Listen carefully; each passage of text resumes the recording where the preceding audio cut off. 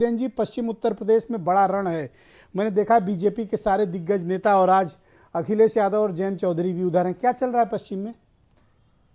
ये बात सही आपने कही कि पश्चिम उत्तर प्रदेश ये तय करेगा कि उत्तर प्रदेश में किसकी सरकार बनेगी।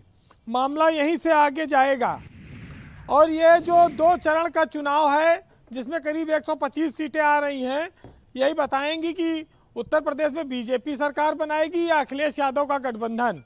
ये एकदम क्लियर है और इसको लेकर बहुत ज़्यादा लोगों को भ्रम में नहीं रहना है।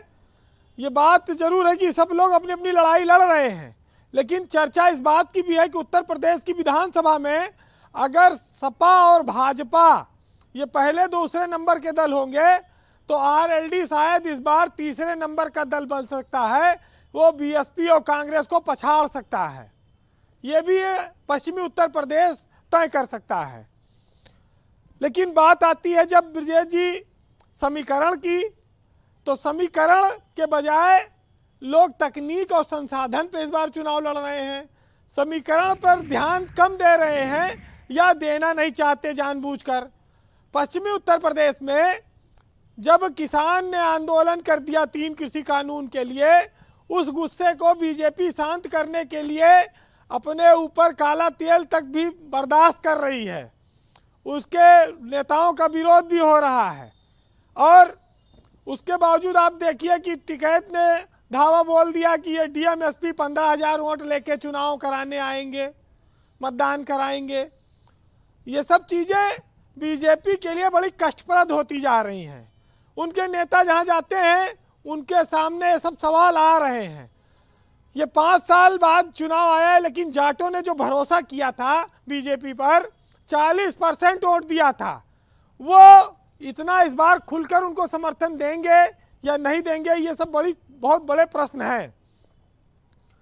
जाटलैंड क्यों कहा जाता है पश्चिमी उत्तर प्रदेश को?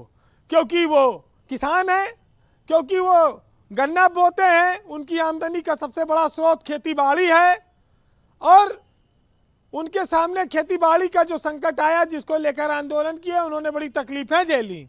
उससे उनकी नाराजगी बीजेपी के प्रति है। वही नाराजगी ये संकेत, ये उम्मीद जताती है विपक्ष के लिए कि अखिलेश और जयंत का गठबंधन इस बार बाजी मार ले। देखिए एक बात और आई कि चवन्नी वाली जयंत चौधरी को न्योता दिया, तो ये भाई 54-58 रुपया लाख करोड़ लोगों को प्रभावित किया जाता है। गैर की महफिल में जयंत चौधरी की तारीफें हो रही हैं कि कहीं से मामला बन जाए, लेकिन सियासत में जो चौधरी चरण सिंह की विरासत को आगे ले जाने की बात कही जा रही है, उसमें उनके पिता अजीत सिंह को बीच में लोग भूल जाते हैं। अजीत सिंह कई बार कई दलों से गठबंधन करके चुनाव लड़े, उनकी अपनी सियासी जो मजबूरियां रही हो, लेकिन जयंत चौधरी टिकैत की तरह टिके हुए हैं और वो डटे हुए हैं। वो अपने गठबंधन में अखिलेश यादव के साथ हैं, वो अलग नहीं हो पा रहे हैं। यही बीजेपी की परेशानी है। आप देखिए कि जो लोग महलों, वैसे महलों और झोपड़ियों की कोई तुलना नहीं हो सकती, लेकिन जो महलों में बैठते थे वो झोपड़ियों और गलियों की खाक छान रहे हैं। ये चुनाव है, ये सियासत नेताओं को ये सब कराती है, मजबूर करती है। ये सब वोट की खातिर हो रहा है। एक वक्त ऐसा था कि आप लोगों से मिल नहीं सकते थे। आज पश्चिमी उत्तर प्रदेश में मुजफ्फरनगर का दंगा और कैराना का पलायन, क्या ये मुद्दा है या ये मुद्दा अब खत्म हो गया, या इस मुद्दे पर किसान आंदोलन और गन्ना किसानों का भुगतान ये ज़्यादा भारी पड़ गया? ये सब 10 मार्च को शुरू हो जाएगा पता लगना जी लोगों को। लेकिन बीजेपी के पास एक बात का लाभ है और बढ़त है कि उसके पास नेता ज़्यादा है, राष्ट्रीय स्तर के नेता हैं, वो डोर टू डोर कैंपेन में जा रहे हैं। विपक्ष के पास खाली अखिलेश यादव हैं, जयंत चौधरी है या मायावती है या प्रियंका गांधी हैं, और उनकी क्यों कोई किसी का हेलीकॉप्टर नहीं उड़ पा रहा है, किसी की रथ यात्रा नहीं निकलने दे पा रही है।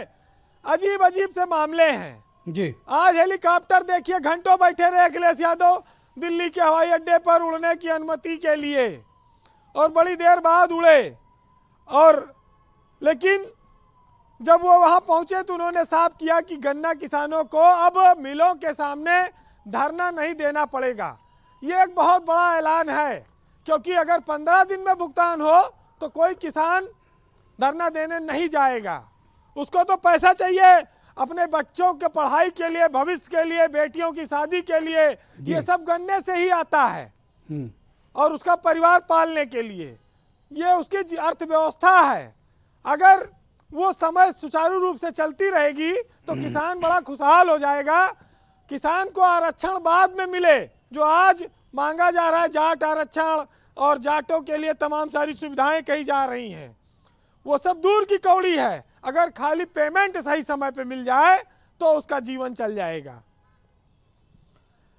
लेकिन आप जानते हैं कि जो बीजेपी 40% वोट पाई थी पिछले 2017 के चुनाव में, उसको क्या भरोसा है, उम्मीद है कि वो फिर वो इतिहास दोहरा पाएगी? न्योता दिया जा रहा है, कोई पूरी खाने को तैयार ही नहीं है। पता नहीं डालडा बनी है कि पाम ऑयल की बनी है कि सोयाबीन में बनी है, और कह रहे हैं बदहजमी हो जाएगी।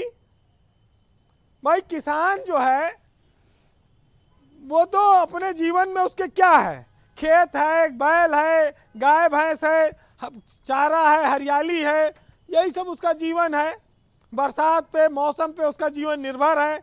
सरकारें अगर उसके साथ धोखा करने लगेंगी तो फिर तो वो बर्बाद हो जाएगा, कुछ बचेगा नहीं।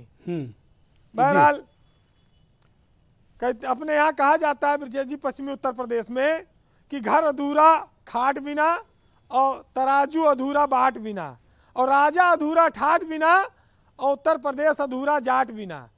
और जाट और खाट ये दोनों चाहे जब खड़े हो जाएं कोई भरोसा नहीं, और जब खड़े हों तो पता नहीं कितनों की खड़ी हो जाए, इसका भी अंदाजा नहीं ये खड़ा कर सकते हैं। तो इन पर तो भाई संभल के रहना है जी।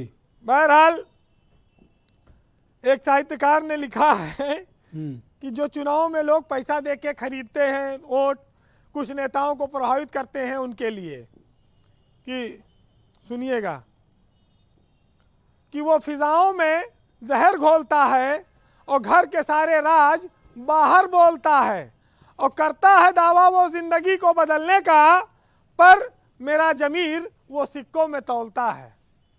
बहुत बहुत शुक्रिया आपका वीरेंद्र जी, बहुत बहुत धन्यवाद। बहनों भाइयों, आज हमने